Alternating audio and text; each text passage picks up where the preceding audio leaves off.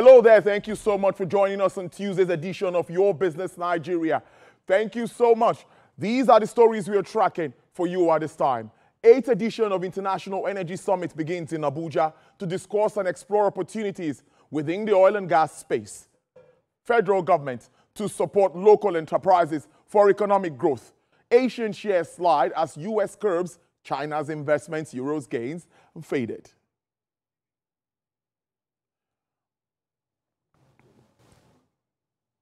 Let's start our conversation today with the commodities market. We start with Africa commodities market and we start with gold.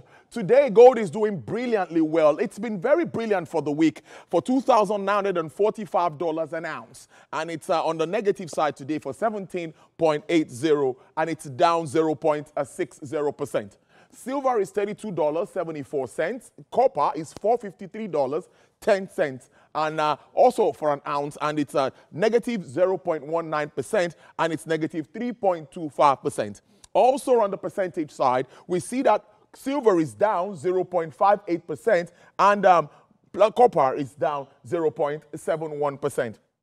Platinum on its side is $965.70, and it's on the negative side for 4.26%, down 0.44%. Moving to other commodities now, corn, which of course we know how essential that is for feeds, for animal feeds, and of course for other production, even for fossil fuel production, you see that corn is highly necessary. And it's on $496.25, and wheat is $594.25. We expect more cultivation of wheat in Nigeria, particularly for the production of bread.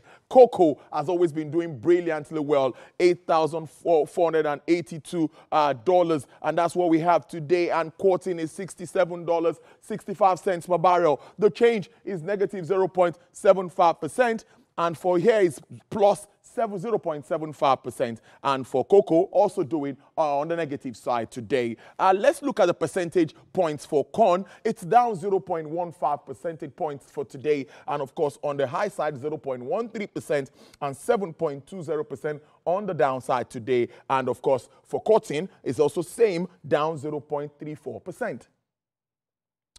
To the global space now, today we see Asian shares slid downwards amidst concerns about U.S. investment curbs on China, while a run-up to the euro faded as investors waited for Germany to sort out the formation of its new government. Europe is set to open flat with the Pan-European Union, which is for the European Stock 50 futures, a little change as Nasdaq futures is also coming up today and is positive on 0.1%. In Asia, the MSCI's broadest index of Asian Pacific shares outside of Japan dropped 1%. Clearly is also down 0.1 on this part. Japan's Nikkei returned to the from a public holiday with a 1.3% fall. MSCI's broadest index is down 1%. That's really significant. And moving shares of its 5 major trading houses surge thanks to the interest from a billionaire there that's talking about the billionaire Warren Buffett, who has also shown that spending in the market is also going pretty more. Bank of Korea cut its interest rates by 1/4 point as expected, helping South Korean shares to trim some losses.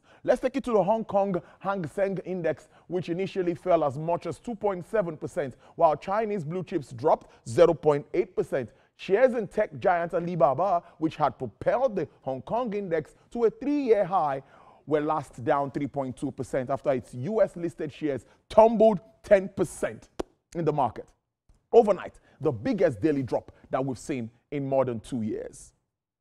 The oil market today is also rose for a second day as fresh U.S. sanctions imposed on Middle Eastern production Iran increased supply concerns. Let's start with U.S. West Texas Intermediate crude. It's up 0.27%, selling for $70.89 per barrel with an upward price review of 0.27%. Brent crude futures is also experiencing an upsurge of 0.20% to sell for $74.93 per barrel. The oil market is still looking pretty good, despite despite all what Donald Trump has been talking about in that market. But Bonnie Light is selling for $78.62 per barrel with a downward margin of 2.84%. OPEC basket is also in red, down 0.98%, and is selling for $77.42 per barrel. Well, let's go to our first discussion today.